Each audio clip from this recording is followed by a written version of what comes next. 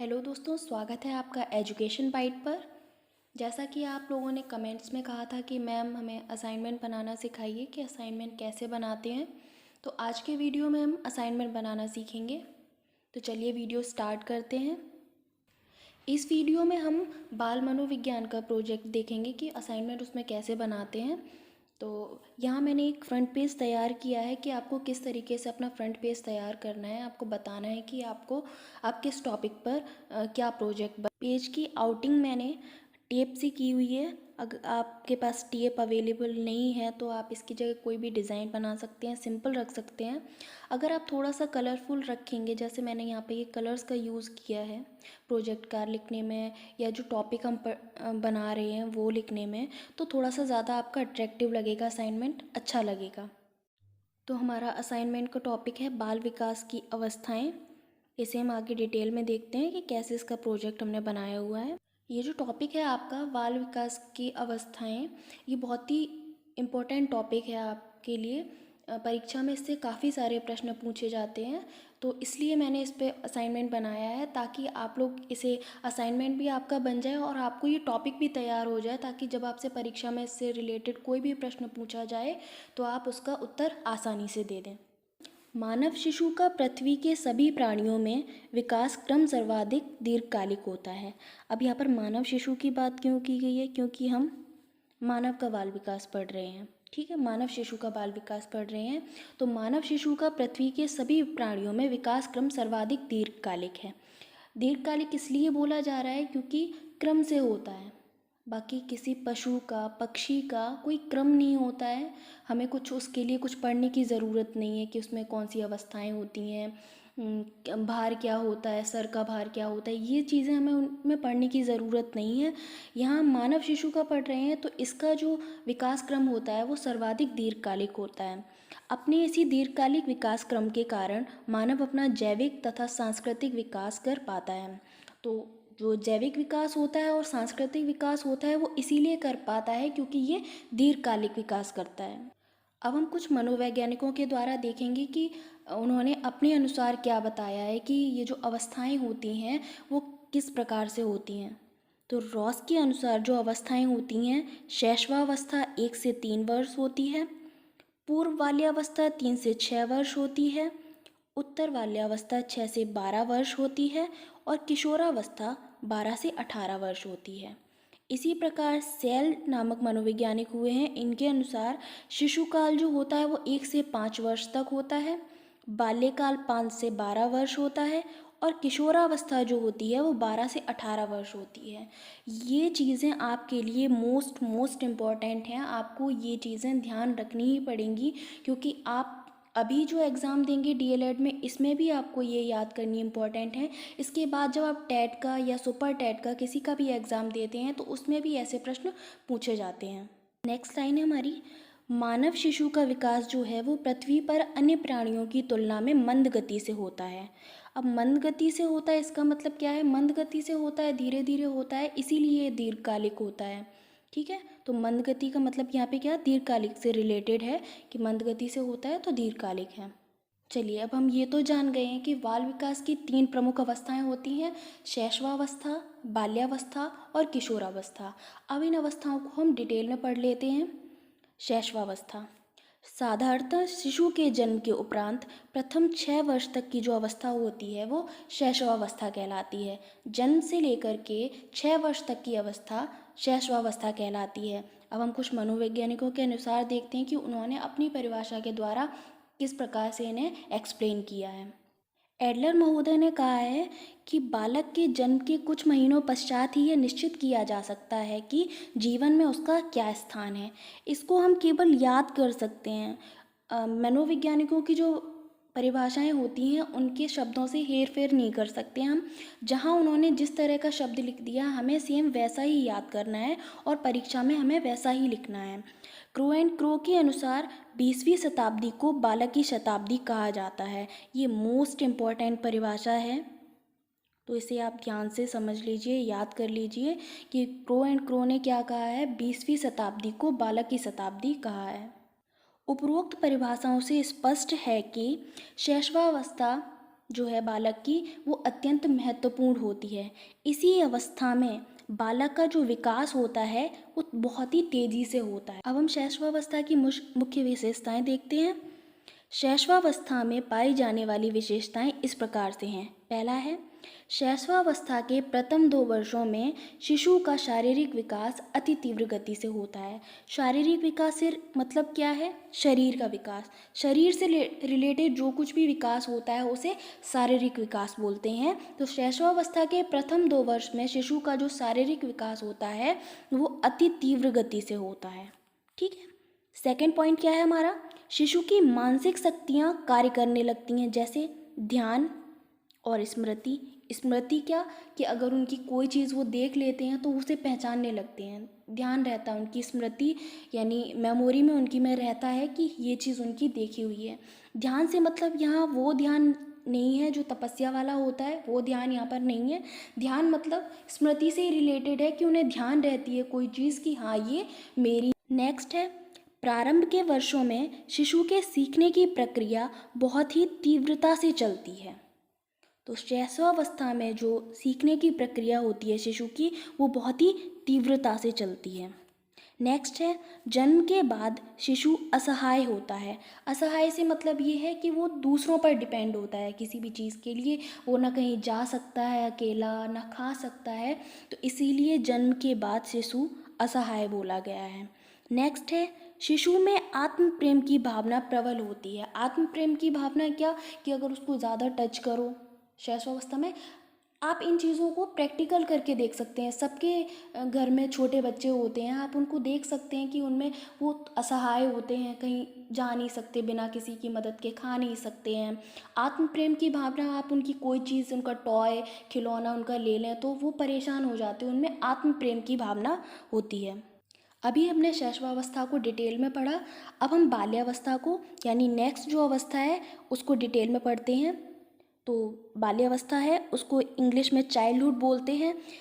इसकी परिभाषा है, सामान्यतः मानव जीवन के लगभग 6 से 12 वर्ष के बीच की आयु जो होती है उसे क्या बोलते हैं? बाल्यावस्था कहते हैं। जो शैशवावस्था थी वो जन्म से लेकर 6 वर्ष तक थी और बाल्यावस्था जो है वो 6 से लेकर के 12 वर्ष। अब इसकी हम विशेषताएं देखते हैं। विभिन्न विशेषताओं के कारण इसे प्रारंभिक विद्यालय की आयु, समूह की आयु और स्फूर्ति की आयु कहते हैं। अब हम मनोवैज्ञानिकों की परिभाषाएं देखते हैं कि इनके अनुसार बाल्यावस्था इन्होंने क्या एक्सप्लेन किया है। हरलॉक के अनुसार उत्तर बाल्यावस्था 6 वर्ष की आयु से लेकर योजना प्रारंभ 11 और 12 वर्षों के बीच की होती है। मतलब 6 से लेकर के 11 और 12 वर्ष के बीच की जो आयु होती है वो उत्तर बाल्यावस्था होती है, ऐसा हरलॉक महोदय ने कहा है। कोल एवं ब्रूस के अनुसार क्या है? वास्तव में माता पिता के लिए बाल विकास की इस अवस्था को समझना बहुत ही कठिन है। नेक्स्ट पॉइंट है, इस अवस्था को समझना अत्यंत कठिन है। इसमें अनेकों परिवर्तन होते हैं, इसलिए इसे अनोखा काल कहते हैं। ये मोस्ट इम्पॉर्टेंट पॉइंट है कि किस अवस्था को अनोखा काल कहा जाता है, तो बाल्यावस्था को जीवन का अनोखा काल कहते हैं। अब हम बाल्यावस्था की विशेषताएं देखते हैं। बाल्यावस्था में शारीरिक व मानसिक विकास में स्थिरता आ जाती है। शारीरिक विकास, जो शरीर का विकास होता है वो भी स्थिर हो जाता है। शैशवावस्था में जो विकास होता है वो तीव्र गति से होता है शारीरिक विकास, लेकिन बाल्यावस्था में जो शारीरिक विकास होता है उसमें स्थिरता आ जाती है, वो कुछ मंद गति से होने लगता है। ऐसे ही मानसिक विकास जो है बच्चे का वो उसमें भी स्थिरता आ जाती है। नेक्स्ट पॉइंट है, बच्चों को रचनात्मक कार्यों में विशेष आनंद मिलता है, जैसे लकड़ी, कागज़ या अन्य किसी वस्तु से कुछ बनाना। जैसे लकड़ी से खिलौने बनाना, घर बनाना, कागज़ से नाव बनाना, इस तरह के रचनात्मक कार्य करने लगता है। तो ऐसे कार्यों में बच्चों को रुचि आने लगती है। नेक्स्ट पॉइंट है, बालक अच्छी बुरी आदतों में अंतर करना सीख जाता है। बच्चे में 6 से लेकर 12 वर्ष की अवस्था में इतनी समझ आ जाती है कि वो अच्छी बुरी आदतों में अंतर करना सीख जाता है। नेक्स्ट पॉइंट है, बालक जिज्ञासु हो जाता है। जिज्ञासु क्या? जिज्ञासु से मतलब क्या है कि वो हर एक चीज़ के बारे में जानना चाहता है कि ऐसा क्यों होता है। नेक्स्ट है, जब बालक समूह में रहता है तो उसका सामाजिक गुणों का विकास भी होता है। तो इसका मतलब ये है कि जब बच्चा स्कूल में रहेगा, बच्चों के साथ रहेगा, टीचर से मिलेगा, लोगों से मिलेगा, तो उसके सामाजिक गुणों का भी विकास होगा। अभी तक हम दो अवस्थाओं को समझ चुके हैं, शैशवावस्था और बाल्यावस्था को। अब हम किशोरावस्था को समझते हैं। किशोरावस्था को इंग्लिश में एडोलसेंस बोलते हैं। इस स्पेलिंग को, ये जो एडोलसेंस है, इसको आपको अच्छे से याद करना है। इसे परीक्षा में कई बार पूछा गया है कि एडोलसेंस की स्पेलिंग आपसे पूछ ली जाएगी, या किशोरावस्था को इंग्लिश में क्या बोलते हैं, तो एडोलसेंस बोलते हैं। किशोरावस्था के लिए आंग्ल भाषा में एडोलसेंस शब्द का प्रयोग किया गया है। आंग्ल भाषा में, ये भी आपको याद रखना है, किस भाषा में? आंग्ल भाषा में। इस शब्द की उत्पत्ति लैटिन भाषा के एडोलसियर से हुई है। इस शब्द की जो एडोलसेंस है, इसकी उत्पत्ति जो हुई है वो लैटिन भाषा के एडोलसियर से हुई है। इसका मतलब क्या होता है? इसका अर्थ होता है वृद्धि होना, जिसे इंग्लिश में टू ग्रो बोलते हैं। इस अर्थ में किशोरावस्था को अत्यधिक वृद्धि और विकास की अवस्था माना जाता है। ठीक है, तो आंग्ल भाषा में एडोलसेंस बोलते हैं, और लैटिन भाषा के जो एडोलसियर है उससे एडोलसेंस की उत्पत्ति हुई है, जिसका अर्थ होता है वृद्धि होना, जिसे इंग्लिश में कहते हैं टू ग्रो। तो इसके अनुसार जो परिभाषा होगी वो ये होगी कि इस अर्थ में किशोरावस्था को अत्यधिक वृद्धि और विकास की अवस्था माना जाता है। स्टैनले हॉल के अनुसार किशोरावस्था बड़े ही संघर्ष, तूफान और विरोध की अवस्था है। ये इम्पोर्टेंट परिभाषा है, इसे आप याद रखें। किशोरावस्था बड़े संघर्ष, तूफान तथा विरोध की अवस्था है। अब हम किशोरावस्था की मुख्य विशेषताएं देखते हैं, जो कि निम्न प्रकार हैं। किशोरावस्था अपने समूह में घनिष्ठता से संबंध रखता है। ठीक है, नेक्स्ट है कल्पना एवं दिवा स्वप्न देखने की बहुलता होती है। इस एज में जो बच्चे होते हैं वो दिवा स्वप्न, दिन में स्वप्न देखते रहते हैं, कल्पना करते रहते हैं, हर चीज़ को इमेजिन करते रहते हैं। नेक्स्ट पॉइंट है किशोरावस्था बनने और बिगड़ने का समय है। इस एज में बच्चा अगर चाहे तो अच्छे संगत में पढ़ सकता है, बुरी संगत में पढ़ सकता है, तो इसीलिए इसे बनने और बिगड़ने का समय भी कहा गया है। नेक्स्ट पॉइंट है इस अवस्था में किशोर और किशोरियों में भविष्य की चिंता भी जागृत हो जाती है। तो इस एज में बच्चे अपने भविष्य को लेकर भी चिंता करने लगते हैं कि उन्हें आगे चल के क्या बनना है, क्या करना है। नेक्स्ट पॉइंट है किशोरावस्था में आत्मसम्मान की भावना प्रबल हो। देखिए, अभी तक हमने किशोरावस्था की विशेषताओं को समझा। अब हम किशोरावस्था की जो प्रमुख समस्याएं होती हैं उन्हें समझेंगे। किशोरावस्था की समस्याएं निम्नलिखित हैं। किशोरावस्था की पहली समस्या क्या है कि विरोधी मनोभावों की समस्या होती है। मन में एक पल में कुछ विचार आता है, एक पल के बाद में कुछ विचार आ जाता है, तो ये विरोधी मनोभावों की समस्या होती है। दूसरा क्या है? स्वतंत्रता की समस्या। स्वतंत्रता की समस्या से मतलब ये है कि बच्चा कुछ चाहता है, पेरेंट्स उसकी इजाज़त नहीं देते हैं, वो अपने आप को स्वतंत्र महसूस नहीं करता है। थर्ड है आत्मगौरव की समस्या, आत्मसम्मान या आत्मगौरव की समस्या उसे होती है। फोर्थ है व्यवसाय चयन की समस्या, कि उसे आगे चल के क्या बनना है, क्या करना है, व्यवसाय चयन की समस्या होती है। देखिए, ये बहुत ही इम्पोर्टेंट पॉइंट्स हैं। किशोरावस्था में शिक्षक की भूमिका।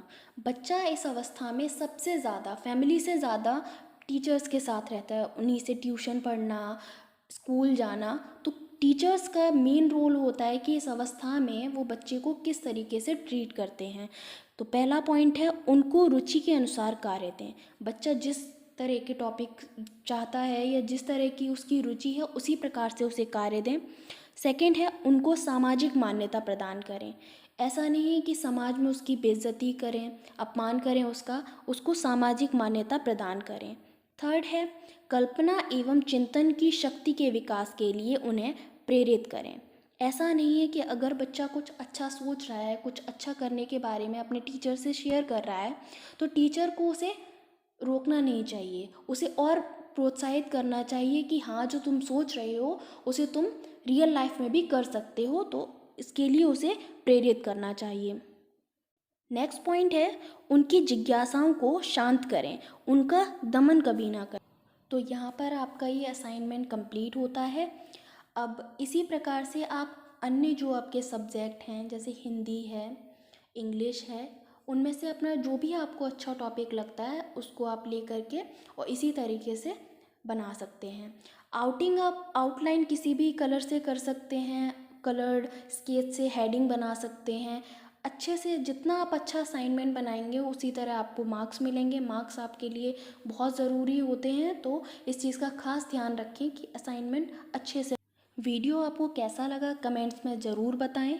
असाइनमेंट आपको कैसा लगा कमेंट्स में बताएं।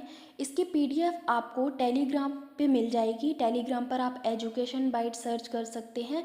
एजुकेशन बाइट के जो लेटर्स हैं वो सभी कैपिटल लेटर्स हैं, तो एजुकेशन बाइट आप वहाँ पर ज्वाइन कर सकते हैं।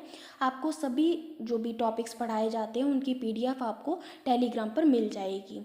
वीडियो अच्छा लगा हो तो चैनल को सब्सक्राइब करें, लाइक करें, शेयर करें, और जो भी आपको प्रॉब्लम हो वो आप कमेंट्स में बता सकते हैं।